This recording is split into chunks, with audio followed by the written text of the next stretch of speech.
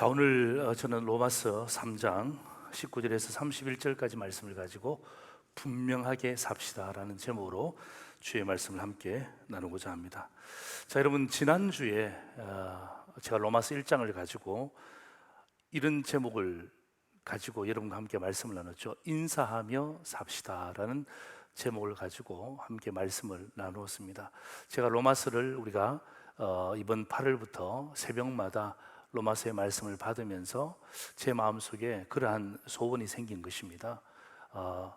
이 주일이 되면 주중에 있을 로마서의 가장 귀한 말씀 중에 한 구절을 선택해서 내가 주일날 주의 말씀을 함께 나누고, 또 주중에는 계속해서 로마서의 말씀 함께 나눴으면 좋겠다라는 제 마음의 소망이 들었기 때문에 지난주에는 인사하며 삽시다라는 제목으로 사도 바울이 로마 교회를 향한 그 인사에 대한 부분들을 함께 나누었습니다. 자, 우리가 왜 이런 인사를 해야 될까요? 인사를 해야 되는 이유는 두 가지가 있다 그랬죠. 하나는 하나님께서 우리를 부르셨기 때문에, 또 하나는 뭐냐면 하나님께서 우리를 복음으로 선택하셨기 때문에 우리는 이 인사를 해야 된다는 것입니다. 자, 여러분, 이 인사가 뭐였어요? 두 가지인데요. 예. 은혜와 평강. 그죠? 예. 우리가 손하트지만 은혜와 평강. 오늘 여러분 주위에 앉으신 여러분 가족들을 향하여서, 우리 예배드리는 우리 믿음의 동료를 향하여서 한번 이것 가지고 한번 인사 한번 할까요? 시작. 은혜와 평강. 예. 한 번 더 은혜와 평강이 넘치기를 소망합니다. 예. 이 인사를 우리가 반드시 해야 되는 것입니다. 그래서 여러분, 이 은혜와 평강의 뜻이 뭐냐 하면, 은혜는 자격 없는 자에게 주시는 하나님의 선물이에요. 그리고 평강이라는 것은 그리스도께서 십자가의 죽으심으로 말미암아 나와 하나님 사이에 이루어 주신 평화예요. 이 평화가 평강으로 나타나기 때문에 여러분, 우리가 부르심을 받았다, 우리가 복음을 위하여 택정함을 입었다라고 확신하는 성도들은요, 이 은혜와 평강이라는 이 인사를 반드시 해야 되는 것입니다. 예. 듣든지 아니 듣든지. 여러분, 불신자에게도 마찬가지예요. 은혜와 평강이 넘치기를 소망합니다, 이렇게 인사하면 기분 나빠할 사람 아무도 없어요.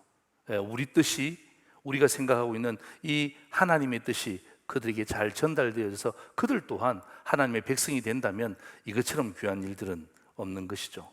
오늘 저는 이번 본문이, 로마서 3장의 본문이 이번 주 중에 금요일 본문이에요. 금요일 날 새벽 본문이 오늘 제가 주일 본문으로 제가 선택을 했습니다. 그래서 오늘은 이 로마서 3장을 가지고 분명하게 삽시다 라는 제목으로 여러분과 다시 함께 말씀을 나누고자 합니다. 여러분, 오늘이 무슨 날인지 아세요? 주일입니다. 맞습니다. 주일입니다. 그리고 오늘은 올림픽이 끝나는 날입니다. 오늘 지나면 올림픽이 끝이 납니다. 아마 여러분들은 올림픽을 보시면서 어떤 종목에 관심을 많이 기울였습니까? 어떤 분들은 양궁, 금메달을 딸 때마다 참 기뻐했고, 그 참 고등학생 선수가 화이팅을 외치는 모습에서 전 국민들이 감동을 받곤 했죠. 또 어떤 분들에게는 여자 배구, 아마 경기가 끝났는지는 잘 모르겠지만 여자 배구, 또 여러 선수들을 격려했던 그런 부분들이 없지 않아 있을 것입니다. 물론 저도 대한민국 국민이기 때문에 그러한 경기를 볼 때마다 응원도 하고 기뻐했습니다마는, 그러나 제 눈에 제가 우연히 보다가 제 눈에 들어왔던 한 종목이 있었어요. 여러분, 첫 번째 사진 한번 보여주실래요? 여러분, 저분을 여러분 이번에 그 올림픽 가운데 보신 적이 있습니까? 아마 보신 분들도 계실 거예요. 예, 저분의 이름이 우상혁이라는 선수입니다. 예. 자, 두 번째 그림 지금 보고 계시는데, 저 우상혁 선수의 종목이 뭐냐 하면 높이뛰기 종목입니다. 저는 그 경기를 처음부터 본 거예요. 우연히 보다가 저 선수가 도대체 누구지? 정말 깡 말랐는데, 정말 말랐잖아요. 근데 보니까 이 높이뛰기 선수였어요. 그래서 우리 대한민국 선수기 때문에 제가 저 경기를 계속해서 봤는데, 세상에 여러분, 이 우상혁이라는 선수가 2m 35를 뛰어넘습니다. 예, 2m 35를 뛰어넘습니다. 화면 바꿔주세요. 2m 35를 뛰어넘는데 이게 한국 신기록이에요. 한국 신기록. 여러분 놀라지도 않네요. 대한민국 역사상 가장 높이 뛰기에 가장 높은 기록입니다. 2m 35.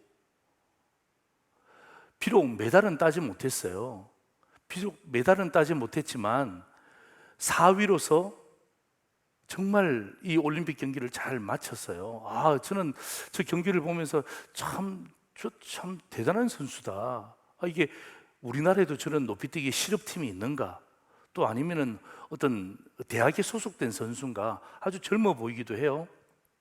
그런데 제가 이제 그 경기를 마지막 딱 보고 있는데, 마지막 그 경기를 마치고 난 다음에 메달은 못 받았지만 저 우상혁 선수가 이 한국 신기록을 세웠는데 거기서 나오는 그 멘트가 뭐냐면, 저 선수가 8살 때에 교통사고를 당했다는 거예요. 8살에 교통사고를 당해서 이 양쪽의 발 사이즈가 다르다는 것입니다. 그래서 보니까 제가 좀 의아했거든요. 뭐냐면 신발이 짝짝이에요. 그러니까 이 색깔이 다른 신발을 신고 있더라고요. 참 특이하다 그랬는데 신발의 사이즈가 차이가 많이 나기 때문에 똑같은 색깔을 신지 않고 다른 신발을 신고 뛰었다라는 것입니다. 참 좋은 실업팀에 저런 선수가 있고 다음에는 꼭 메달 땄으면 좋겠다. 또 대학 선수 가운데 저런 분이 계시는구나. 제가 그렇게 제 혼자 생각을 했습니다. 그런데 있잖아요, 제가 한 장의 사진을 보면서 저 사람이 실업팀도 아니고, 저 사람이 대학팀도 아니고, 저 사람이 일반인도 아니고, 저 사람이 누군지에 대해서 분명해졌어요. 마지막 사진 보세요. 뭐 하고 있습니까? 거수경례하고 있는 거예요.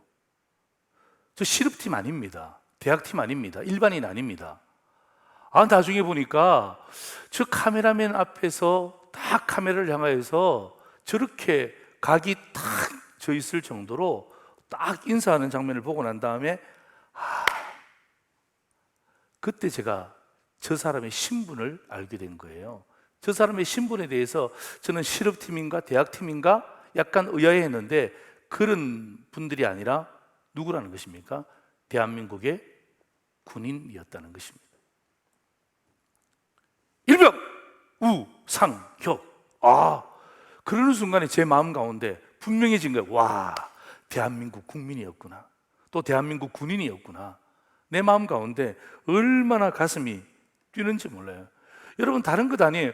경기에 처음부터 제가 끝까지 다 봤지만 저는 몰랐어요. 저분이 군인인지를 몰랐어요. 마지막에 거수경례하는 걸 딱 보는 순간에 대한민국의 군인이었구나 분명해진 거예요. 여러분, 사도 바울도 그 당시 로마교회 성도들과 또 오늘 이 시대를 살고 있는 상도제일의 성도들에게 성도라면 이 세상에서 분명한 삶을 살아야 되지 않겠나, 이 동일한 마음을 우리에게 오늘 저는 전달하고 있다고 믿습니다. 여러분도 분명한 거 좋아하시잖아요. 그렇죠? 여러분도 선명한 거 좋아하시잖아요. 여러분도 확실한 거 좋아하시잖아요. 여러분 생각해 보세요. 만약에 여러분 친구 가운데 겉과 속이 다르다는 것을 알게 되었어요. 그 친구가. 그러면 그 친구에게 가까이 다가갈 사람이 누가 있습니까? 별로 없습니다. 겉과 속이 다르다? 어떻게 그 사람을 나의 친구로 삼을 수 있습니까? 부족하지만 그 사람이 분명하고, 부족하지만 선명하고, 부족하지만 내가 확실하다고 생각하기 때문에 그 사람을 동력자로 또 친구로 삼고 있는 것 아닙니까? 여러분, 유대인과 이방인, 신자와 불신자, 교회와 세상, 신앙과 생활, 율법과 믿음. 여러분, 여기에서 분명한 삶을 살기를 사도 바울이 원하는 것입니다. 아니요, 사도 바울이 원하는 것이 아니라 누가 원하시는 것입니까? 우리의 주권자가 되시는 하나님께서 우리에게 원하시는 삶이 무엇입니까? 이러한 여러 종류의 삶들 있잖아요. 그죠? 갈등을 불러일으키는 삶이잖아요. 유대인과 이방인 갈등이 있죠. 교회와 세상 갈등이 있죠. 신자와 불신자 갈등이 있죠. 또 율법과 믿음 갈등이 있죠. 부부 간에도 갈등이 있죠. 세상 사람들 간에 갈등이 있죠. 이러한 갈등 속에 살고 있지만 예수 믿는 성도들은 이 갈등 속에서 분명하게, 확실하게, 선명하게 하나님의 백성으로 살 것을 촉구하는 말씀이 바로 오늘의 본문의 핵심이라는 것입니다. 사도 바울은요, 이런 여러 가지 갈등의 요소가 나타나잖아요. 여러분, 그 당시나 지금이나 갈등이 없는 곳 없습니다. 그죠? 이 갈등에 대한 부분에 대해서 사도 바울은 분명하게 선언했어요. 어떤 선언이냐? 오늘 본문은 아니지만 로마서 3장 9절 한번 보세요. 우리 같이 한번 읽겠습니다. 시작. 그러면 어떠하냐? 우리는 나으냐? 결코 아니라. 유대인이나 헬라인이나 다 죄 아래에 있다고 우리가 이미 선언하였느니라. 보세요. 유대인이나 헬라인이나 다 죄 아래에 있다고 우리가 이미 뭐 했다는 것입니까? 선언했다는 것입니다. 이런 여러 가지 갈등의 상황들이 있음에도 불구하고 사도 바울이 로마서 3장 9절에서 뭐라고 이야기합니까?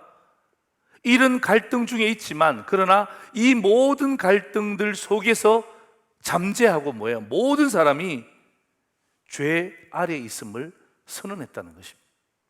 오늘 저는 이 본문을 여러분과 함께 말씀을 나누면서 정말 여러분, 우리가 이 땅 가운데 살아갈 때에 성도답게 이 갈등 속에 살아갑니다마는 이 갈등 속에서 분명한 해답을 얻고 또 이 세상 속에서도 우리가 무엇 때문에 분명하게 살아야 되는지를 발견하는 그런 믿음의 성도들 되기를 주의 이름으로 축원합니다. 여러분, 이 고린도 교회, 이 로마 교회는요, 여러 가지 많은 갈등이 있었습니다. 제가 말씀드리지 않아도 여러 가지 갈등이 있지만 그 갈등 가운데 가장 큰 요소가 뭐냐 하면 율법과 믿음에 대한 갈등이에요. 율법과 믿음에 대한 갈등. 예. 이 갈등은 성도들끼리 마음을 다 찢어놓게 만들었어요. 이 율법과 믿음에 대한 갈등은요, 지도자와 그 다음에 그 따르는 백성들의 마음 속에 다 갈등을 조장해 놓는 거예요. 그러니까 어떻게 합니까? 이런 갈등의 요소들이 교회 안에, 또한 이런 갈등의 요소들이 가정 안에 있다 이 말이에요. 이런 갈등의 요소들이 어떻게 합니까? 우리 사회 현상에 있다 이 말이에요. 그럴 때 저는 오늘 어떻게 하면 이 갈등을 성도들이 잘 해결할 수 있을까? 오늘 저는 이 로마서 3장의 본문을 통해서 갈등을 해결하는 방법을 저와 여러분이 발견하는 그런 귀한 시간이 되기를 다시 한 번 더 축원합니다. 아멘. 첫 번째입니다. 율법은 무엇인가? 율법의 역할입니다. 율법은 무엇인가? 율법의 역할이에요. 자, 여러분, 유대인과 헬라인의 갈등이 무엇이었을까요? 여러분, 유대인과 헬라인의 갈등은요, 딱 한 가지였습니다. 뭐냐 하면 나는 있고 너는 없다는 것입니다. 나는 있는데 너에게는 없다는 것입니다. 여러분, 이것이 유대인과 헬라인의 갈등뿐만 아니라 여러분, 우리가 인간들이 사는 사회에서 모든 문제의 갈등의 원인이 무엇입니까? 바로 이것 아닙니까? 나는 있는데 너는 없어. 너는 없는데 나는 있어. 어떤 의미에서는 이 비교에 대한 의식들, 이런 의식들이 우리 마음 가운데 가족끼리도 마찬가지예요. 성도끼리도 마찬가지예요. 세상에서도 마찬가지예요. 계속해서 문제의 갈등을 일으키는 것입니다. 돈, 나는 없는데 저 사람은 많네. 집, 나는 없는데 저 사람은 있네. 직장, 나는 없는데 저 사람은 지금도 잘 다니고 있네. 이런 부분들이 어떡합니까? 갈등의 요인이 되는 거예요. 백신의 문제도 마찬가지죠. 나는 백신 맞았는데 저 사람은 백신 못 맞네. 그리고 어떡합니까? 지금 다른 나라들 같은 경우는 백신을 맞지 않으면 식당에도 들어가지 못하게 이렇게 구조를 그렇게 가니까 어떡합니까? 계속해서 갈등의 씨앗이 생기는 거예요. 유대인들은 이렇게 생각하는 것입니다. 유대인들은 우리에게만 율법이 있고 이방인에게는 율법이 없다는 것입니다. 그렇게 이야기하면 좋아하는 이방인이 누가 있을까요? 이방인들은요, 이렇게 말하는 유대인이 싫은 거예요. 이해되시죠? 유대인들은 하나님의 율법은 우리에게만 존재하지 이방인하고 상관없다, 그렇게 공공연히 이야기하는 거예요. 그러면 듣는 이방인은 기분이 어떨까요? 기분 나쁘죠. 그렇게 남편이 이야기한다고 생각해 보세요. 아내가 얼마나 기분이 나쁘겠습니까? 여러분, 만약에 자식이 부모에게 그렇게 이야기한다고 생각해 보세요. 그 부모님들의 마음이 얼마나 상하겠습니까? 그 반대의 경우도 마찬가지예요. 그러니까 어떡합니까? 이방인들은 그런 이야기가 듣기가 싫은 거예요. 그러니까 어떡합니까? 유대인들을 봐줄 수가 없는 거예요. 여러분, 제가 지난주 금요일 새벽에 로마서 2장을 다루었습니다.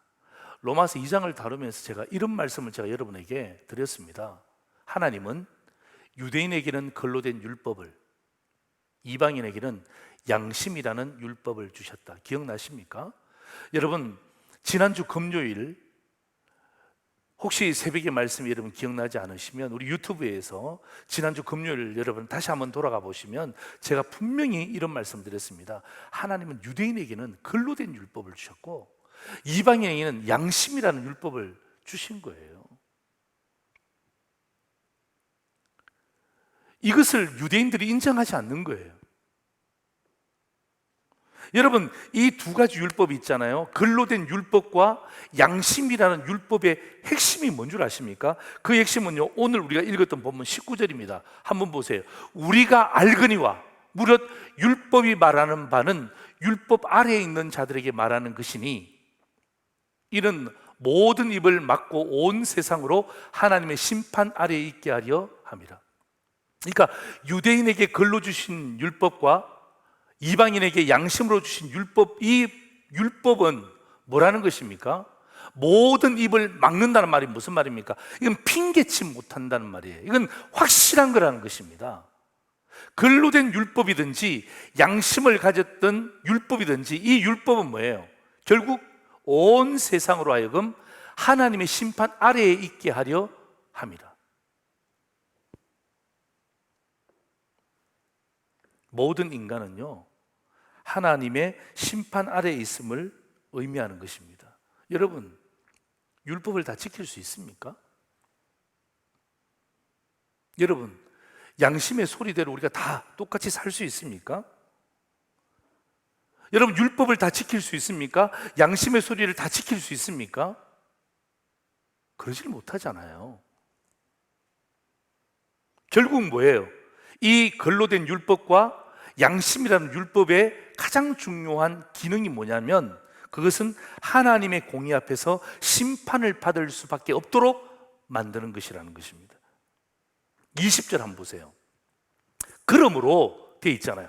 그러므로 율법의 행위로 그 앞에 의롭다 하심을 얻을 육체가 없나니 그러므로 양심의 행위로 그의 앞에 의롭다 하심을 얻을 육체가 없나니 그 다음 같이 읽습니다. 시작. 율법으로는 죄를 깨달습니다. 여러분, 저 율법이 뭐냐 하면 바울이 이야기하는 글로 된 율법과 그 다음에 양심으로 하나님이 이방인에게 주신 율법, 그 모든 것을 이야기하는 거예요. 그러니까 율법의 역할은 뭐냐 하면 이것 가지고 싸울 필요가 없고 이것 가지고 막 갈등을 조장할 필요가 없는 것이 뭐냐 하면 이러한 율법을 가지고는 뭐를 깨닫는 것이라고요?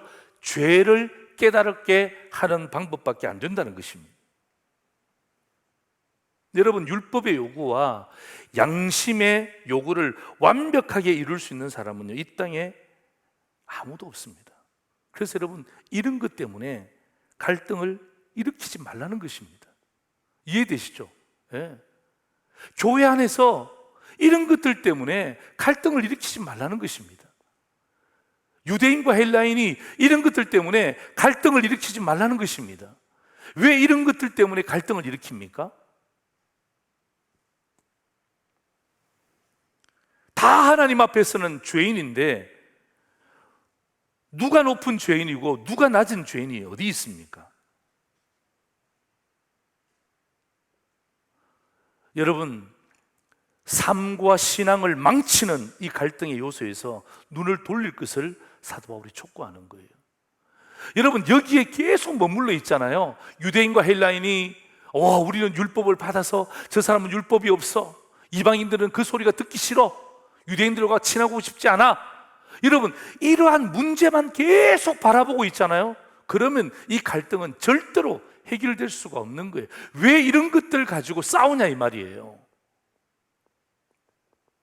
여러분, 비단 유대인과 헬라인뿐만 아니라 신자와 불신자, 그리고 교회와 세상, 신앙과 생활, 율법과 믿음, 이 우리가 가지고 있는 모든 주제가 똑같습니다.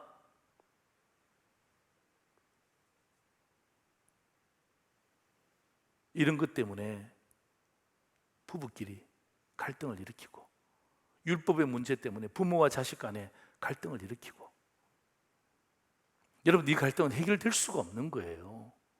해결될 수가 없는 거예요. 그래서 사도 바울은 너희들이 싸우는 그 율법, 그게 글로 된 율법이든지 하나님이 양심으로 주신 율법이든지, 이 두 율법을 너희들이 다 지킬 수 있냐? 못 지킨다는 거예요. 여러분, 여기에 동의하시죠? 못 지키다는, 어떻게 우리가, 여러분, 이 10계명, 10계명도 우리가 다 지키기가 얼마나 힘듭니까? 여러분, 양심이 우리에게 이야기하는 소리를 어떻게 여러분 이 세상 살면서 다 지킬 수 있습니까? 어떤 경우는 지키지 않죠. 어떤 경우에는 적당하게 그냥 핑계하면서 같이 넘어가죠. 유야무야 넘어가죠. 근데 그런 거를 가지고 갈등이 일어나잖아요. 그럼 그 갈등은 해결할 수가 없는 거예요. 그래서 사도 바울은 유대인이든 헬라인이든, 부모든 자녀든, 목회자든 성도든, 교회든 세상이든 무엇 이야기하는 것입니까? 이런 것 가지고, 이런 갈등 가지고 싸우지 마라. 율법의 기능은, 율법이 뭐냐 하면 너희들이 이것 가지고 서로 싸우라고 하나님이 주신 것이 아니라, 이 율법의 기능은 오직 너희들이 하나님 앞에서 죄인이라는 것을 깨닫게 하는 것이다. 이 율법의 기능은 너희 가정 속에 우리가 얼마나 연약한 죄인인지를 깨닫게 하는 하나님의 은혜고, 이 율법 때문에 우리가 죄인임을 깨닫게 하는 가장 중요한 근거가 된다는 것을 이야기하는 것입니다. 이것 가지고 싸우지 말라는 것입니다. 그래서 어떡합니까? 이런 갈등의 요소에서 유대인들이여 눈을 돌려라 이 말이에요. 이런 갈등의 요소에서 이방인들이여 눈을 돌려라 이 말이에요. 이런 갈등의 요소에서, 여러분, 그 갈등의 요소를 계속 바라보고 묵상한다고 해서 그 갈등이 해결되는 게 아니라, 여러분, 그 갈등에서 해결할 수 있는 것은 뭐예요? 완전히 터닝 포인트 하는 거예요. 완전히 돌려놓는 거예요. 주제를 바꾸는 거예요. 시각을 바꾸는 거예요. 삶을 완전히 갈아엎는 거예요. 그러지 않으면 계속해서 싸우는 거예요. 여러분, 갈등의 끝이 무엇입니까? 파멸 아닙니까? 여러분, 유대인과 헬라인이 싸워보세요. 결국 파멸하는 것입니다. 여러분, 교회와 세상이 싸워보세요. 결국 파멸하는 것입니다. 율법이 맞다, 그 다음에 믿음이 맞다, 싸워보세요. 결국 어떻게 합니까? 우리의 믿음은 전부 다 식어 빠지는 거예요. 오늘 사도 바울이 딱 정리하는 거예요. 분명하게 정리하는 것입니다. 율법이 뭐냐? 이것 가지고 싸우지 마라. 율법은 유대인이든 헬라인이든, 교회든 세상이든 다 우리가 죄인이라는 사실을 각인시켜주는 것이다. 우리가 죄인이라는 걸 깨닫고, 우리 죄인은 하나님의 심판을 받을 수밖에 없다. 우리가 철저하게 하나님을 의지해야 된다. 이것을 깨닫게 하는 것이기 때문에 이것 가지고 싸우지 말 것을 촉구하는 거예요. 이게 바로 여러분 율법의 기능입니다. 그러면서 사도 바울이 이 율법으로부터, 갈등의 요소가 나오는 율법으로부터 눈을 돌릴 것을 촉구하는 거예요. 그게 뭐냐 하면 두 번째 주제입니다. 믿음은 무엇인가 이 말이에요. 믿음의 역할에 대해서 분명하게 이야기하는 것입니다.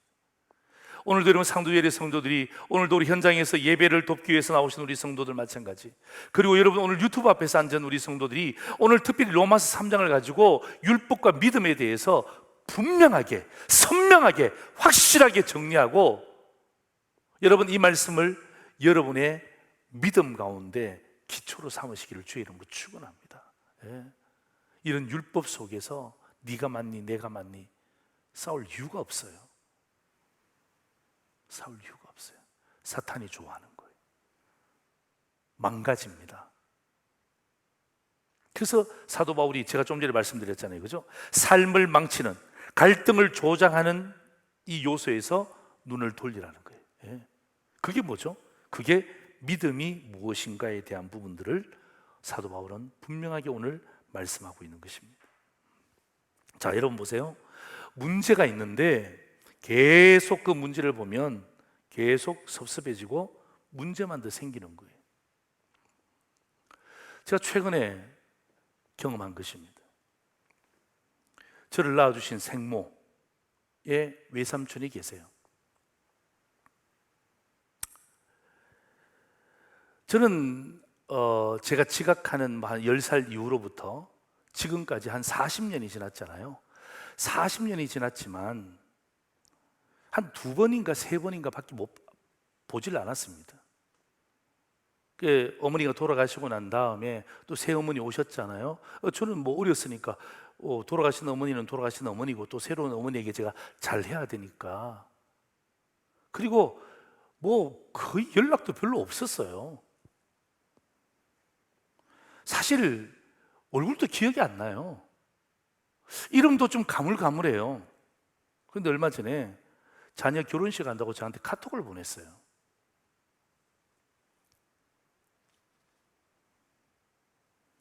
자녀 결혼식 간다고 8월 21일 날 자녀 결혼식이 있는데 참석해 줄 수 있겠니? 참 어려운 거예요. 제가 어머니한테 이제 전화를 드렸더니, 저도 인간이잖아요. 이 외삼촌이 아버님 돌아가셨을 때에 부조를 얼마 하셨어요? 제가 물으니까 5만 원 했다는 거예요.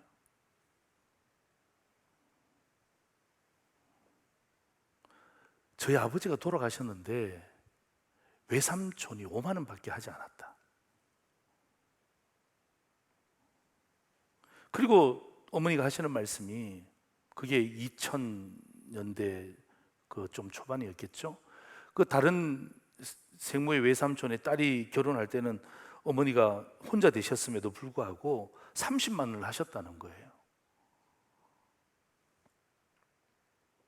이번에는 어머니가 10만 원 하시겠다고 그렇게 말씀하실 때 무슨 소리 하시냐고. 어머니, 우리 아버지가 돌아가셨을 때 5만 원밖에 하지 않았는데 무슨 10만 원을 하십니까? 라고 여기까지 올라오는 거 있죠. 여기까지. 여러분, 저도 인간이에요.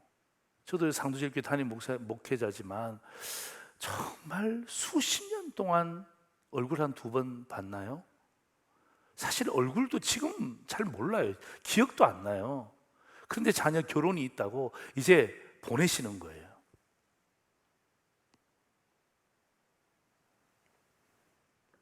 이 목양실에 있는 제 이제 아버지 사진이 목양실에 있거든요. 아버지 사진을 보니까 더 섭섭해지는 거예요. 더 섭섭해지는 거예요. 저는 그때 아버님이 돌아가셨을 때 어렸으니까, 제가 부목사로 있었으니까 뭐 정신없는 거죠. 나중에 서로 주고받는 것을 잘 알지 못했지만 어머니한테 들으니까 아버님이 돌아가실 때 5만 원밖에 하지 않았다는 게 이상하게 제 마음 가운데 섭섭하더라고요. 여러분, 우리 장로님들은 어때요? 괜찮은가요? 찬양들은 어때요? 저는 그게 너무 섭섭한 거 있죠, 개인적으로. 그래, 아버지 사진을 보니까 더 섭섭해지는 거야. 근데 아버지 사진을 제가 돌려놨다니까요. 자꾸 내 머릿속에 그게 섭섭한 마음이 자꾸 계속 생기는 거예요. 일주일 내내 그것 때문에 내가 마음이 고통스러웠다니까요.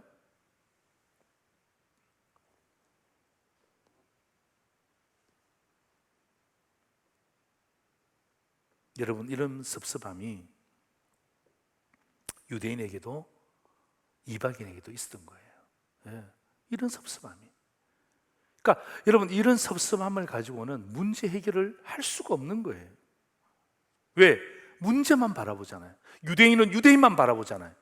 이방인은 이방인만 바라보잖아요. 교회는 교회만 바라보잖아요. 세상은 세상만 바라보잖아요.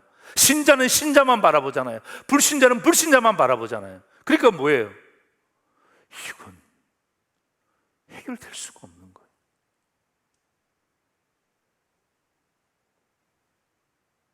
여러분, 바울의 핵심은요, 오늘 본문의 핵심은요, 바로 이거예요. 문제로부터 눈을 돌리라는 거예요. 문제로부터 눈을 돌리라는 거예요. 자, 그래서 여러분 21절 22절 한번 보세요. 이제는, 그죠? 이제는 율법 외에 하나님의 한 의가 나타났으니 율법과 선지자들에게 증거를 받은 것이라.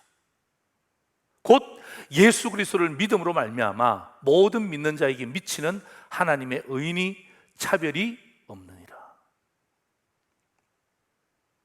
이게 사도 바울이 그 당시 로마 교회와 오늘 상두제일의 성도들과 외삼촌 때문에 섭섭해 있는 제 마음 가운데 던지는 하나님의 메시지예요.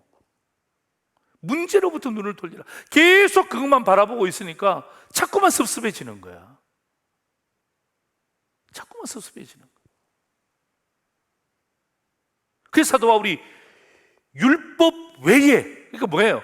문제가 되는 그 율법 보지 말고 율법 외에 한 의가 나타났는데, 그 의가 뭐냐? 예수 그리스도를 믿는 믿음이고, 이 믿음은 뭐가 없다는 것입니까? 차별이 없다는 것입니다.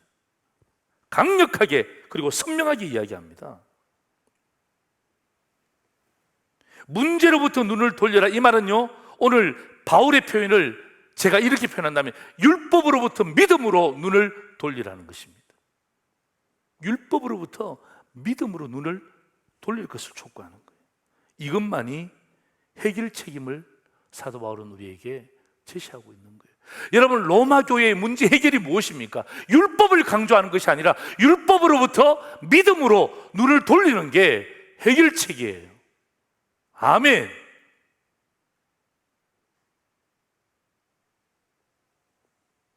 여러분, 제 마음속에 있는 그 섭섭함 어떻게 해결할 수 있습니까? 두 번 다시 보지 말자, 끝을 내자. 그러면 해결이 됩니까? 천만에요. 그는 문제의 아궁이 속으로 완전히 들어가는 거죠.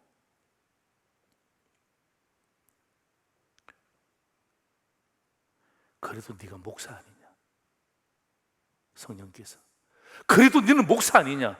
그 사람들은 교회도 안 나오는데. 외삼촌이지만 철저한 유교적인 사람들이고, 40년이 지나서 너한테 연락했을 때에 그 결혼식 한다고 뭔가를 보냈을 때는 그 뭔가의 의미가 뭔지를 우리는 다 알잖아요. 그것만 계속 바라보면 해결할 수가 없는 거예요. 그래도 목사잖아. 40년 만에 너한테 그래도 문자 보냈잖아. 여러분, 이게 제가 이 말씀을 함께 묵상하면서 한 주간 성령께서 저에게 말씀하신 메시지예요. 예? 어떤 경우는요, 그냥 딱 끊고 그냥 얼굴 탁 돌리고 그렇게 하고 싶은 마음도 제 마음 가운데 있었지만, 그렇게 하면 율법이 또 다른 율법을 낳는 거예요. 이해되시죠? 율법이 또 다른 율법을 낳는 거예요. 그게 바울은 나 같은 목사에게 이야기하는 거예요. 율법에서 믿음으로 네 눈을 돌려라. 그래야 이게 해결된다. 그래서 여러분, 오늘 찬송가 357장에 보면 믿음이 이기네, 믿음이 이기네, 주 예수를 믿음이 온 세상 이기네, 믿음이 이기네, 믿음이 이기네, 주 예수를 믿음이 온 율법 이기네. 주 예수를 믿음이 온 갈등 이기네. 주 예수를 믿음이 온 어려움 이기네. 제가 여러분 오늘 이 찬양을 제가 여러분에게 자신 있게 부를 수 있는 이유가 뭐냐면 그 습성함이 해결되었어요. 제 마음 가운데 외삼촌을 향한 제 마음의 습성함이 해결이 됐어요. 성령께서 제 마음 가운데 해결시켜 주셨어요. 이 말씀을 본문을 통해서 내가 이 본문의 말씀을 가지고 상도들이 성도들에게 말씀을 증거해야 되는데 나도 이것 때문에 여전히 율법의 노예처럼 살고 있으면서 성도들에게 율법에서 믿음으로 눈을 돌리세요 수십 번 외쳐본들 이 말씀이 내 삶과 무슨 상관이 있나 이 말이에요.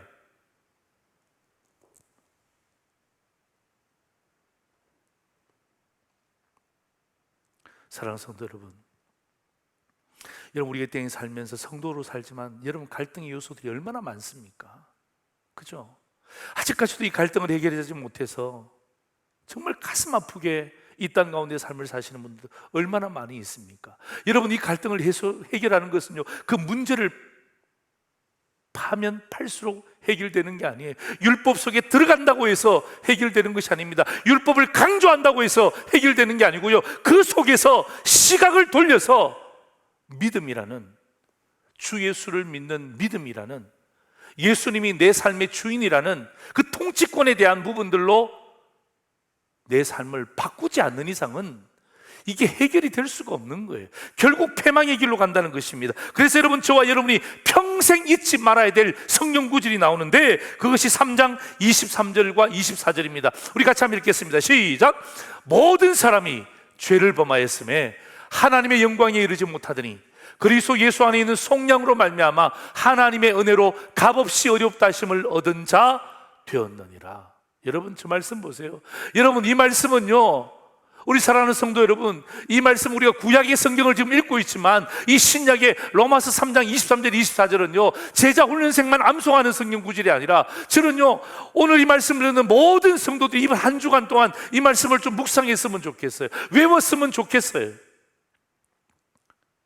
모든 사람이 죄를 범하였다. 율법, 글로 된 율법, 양심의 율법 속에 있으면 다 죄인이에요. 하나님의 영광이 이르지 못합니다. 다 심판을 받습니다. 그런데 뭐예요? 그리스도 예수 안에 있는 속량, 이 속량을 이 다른 성경 구절을 25절에 보니까 화목 제물로 이렇게 만들어 놨어요. 그리스도 예수께서 화목 제물, 화해의 제물이 되셔서 그것을 하나님이 받아주셨고 하나님의 은혜로 값없이 의롭다 하심을 우리에게 주신 거예요.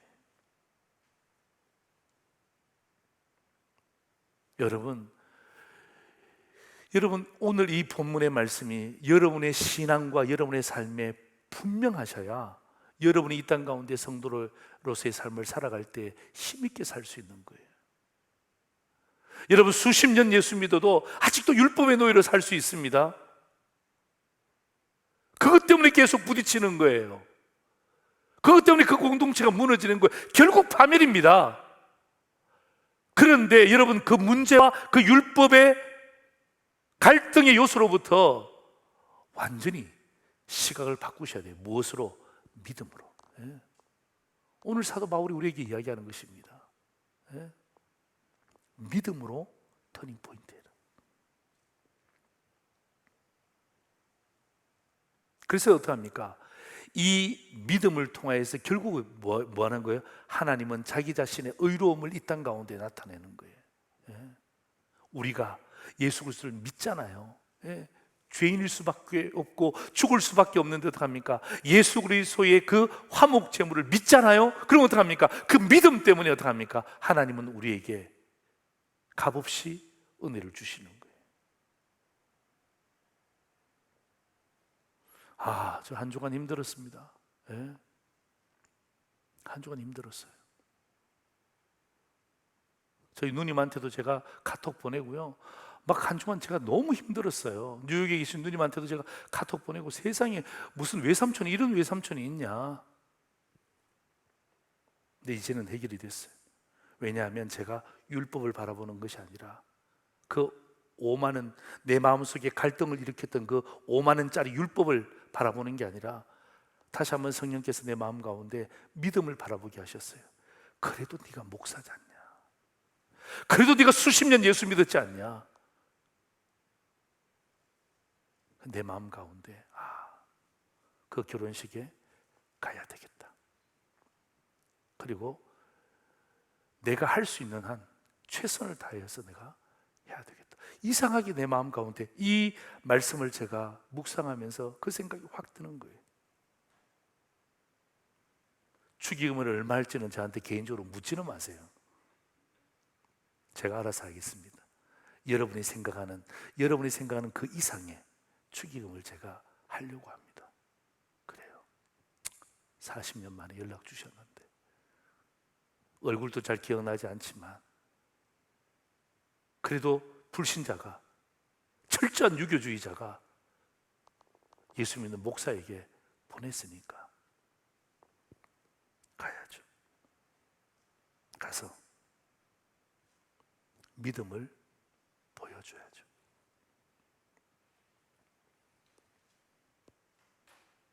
여러분 27절 한번 보세요. 그런즉 자랑할 때가 어디냐? 있을 수가 없느니라. 무슨 법으로냐? 행위로냐? 아니라 오직 믿음의 법으로니라. 여러분 자랑할 필요가 없어요. 여러분 자랑 안 하면 갈등이 생기지 않죠. 유대인이 자랑 안 하면 갈등 생기지 않지 않습니까? 이방인이 자랑 안 하면 갈등 생기지 않지 않습니까? 뭐예요? 자랑하는 거예요. 그러니까 자랑할 필요가 없다. 믿음은 자랑할 필요가 없다는 것입니다. 그리고 여러분 이 믿음은 내 삶에 나타내는 것이 믿음 생활이에요. 믿음 생활. 예?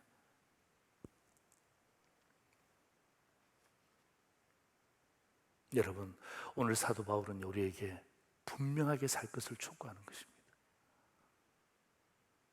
분명하게 살 것을 촉구합니다. 여러분 코로나 때문에 어렵고 무더위 때문에 힘들고 또 백신의 문제, 사회적인 문제, 여러 가지 많은 문제, 여러분 문제가 과거나 지금이나 없었을 때가 없잖아요, 그죠? 그럼에도 불구하고 사도 바울은 오늘 우리에게 분명하게, 선명하게, 확실하게 살 것을 촉구하는 것입니다. 마무리를 할까요? 믿음의 역할, 기능이 뭐냐 하면 여러분 29절 30절 보세요. 결국 그 믿음을 통하여서 하나님은 다만 유대인의 하나님이시냐? 또한 이방인의 하나님은 아니시냐? 진실로 이방인의 하나님도 되시느니라. 31절 아니죠, 30절이죠. 할례자도 믿음으로 말미암아 또한 무할례자도 믿음으로 말미암아 의롭다 하실 하나님은 몇 분이시라고요? 한 분이시다. 아멘. 예. 이 말 하고 싶은 거예요, 사도 바울이. 여러분 유대인과 헬라인의 하나님 되심을 경험하면 갈등은 해결되는 거예요. 그러니까 여러분 갈등의 요소들이 많잖아요, 그죠? 예. 오늘 제가 좀 어떤 의미에서는 제 약한 모습들도 제가 오픈했지만 이런 것도 어떤 의미에서 갈등이죠. 그러니까 신앙적으로 갈등이든 또 세상적으로 갈등이든 또 사람들 때문에 갈등이든 여러 많은 갈등들을 경험할 수 있습니다. 그런데 하나님이 나의 하나님 되심을 경험하잖아요. 율법에서 믿음으로 다시금 눈을 돌리게 되면 이 갈등이 해결돼요. 예. 근데 그렇게 안 하려고 하는 게 문제죠. 그래서 사도 바울은 분명하게 그렇게 하라는 것입니다. 믿음이 있다면 진짜, 사랑하는 성도 여러분, 진짜 우리에게 믿음이 있다면 갈등하지 않습니다. 왜냐하면 내가 하나님만 보잖아요. 나도 하나님 보고 너도 하나님 보고 우리도 하나님 보잖아요. 그럼 뭐예요? 그 갈등은 자연적으로 해결되는 거예요. 나도 문제 보잖아요. 너도 문제 보잖아요. 우리 모두가 다 문제 보잖아요. 그럼 뭐예요? 이 갈등은요 해결할 수가 없는 거예요. 배가 산으로 간다니까요. 어떻게 여러분 이걸 해결할 수 있겠습니까? 다 그 문제 속에 있는데, 생각이 다른데, 습관이 다른데, 삶의 패턴이 다른데 어떻게 해결합니까? 그래서 사도 바울이 오늘 로마 교회 성도를 향하여서, 상도절의 믿음의 성도를 향하여서 이 어려운 시대를 사는 성도들을 향하여서 그렇게 해서는 해결이 안 된다는 것입니다. 그래서 뭐예요? 믿음으로 눈을 돌려라.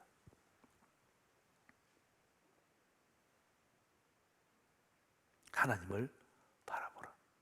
예수 그리스도를 이 땅에 보내셔서 화목제물로 삼으신 그 하나님을 바라보면, 나도 하나님 바라보고 너도 하나님 바라보고 그도 하나님 바라보고 우리 모두가 하나님을 바라보는 순간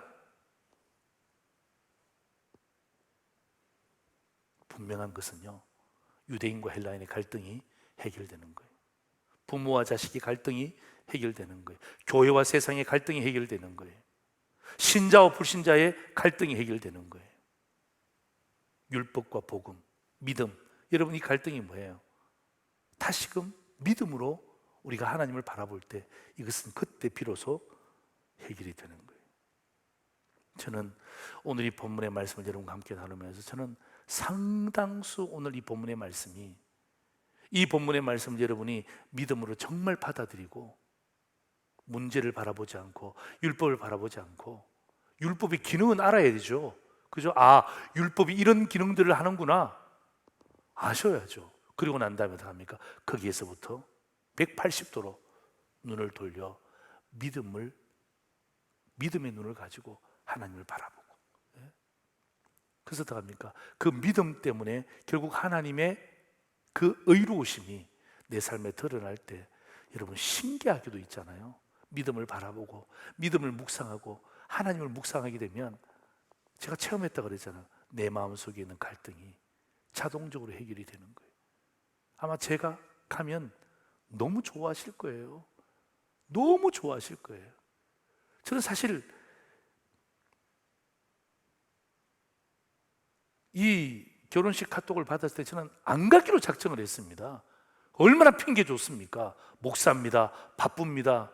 제가 이렇게 여러 가지 많은 이야기할 수 있음에도 불구하고 제 마음 가운데 결단을 내린 거예요. 율법을 바라본 게 아니라, 문제를 바라본 게 아니라 다시금 내 마음 가운데 하나님을 바라보고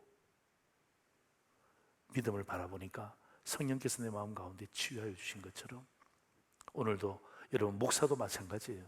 인간의 참 연약한 인간이죠. 여러분도 마찬가지. 우리가 정말 이 땅 가운데 어떤 갈등이 있든지 간에, 어떤 어려움이 있든지 간에 그것을 뛰어넘을 수 있는 것은 다른 것이 아니에요. 내가 믿음의 기능을 가지고 주를 바라보는 거예요. 믿음을 가지고 주를 바라보는 거예요. 주님께서 오늘도 저와 여러분의 마음을 만져주셔서 갈등이 해결되어지고 오히려 그 가운데 영적인 잔치집이 될 수 있도록 하나님께서 저와 여러분의 가정, 또 여러분의 건강, 여러분의 사업 모든 부분들을 축복하여 주시기를 주의 이름으로 축원합니다. 아멘. 기도하겠습니다.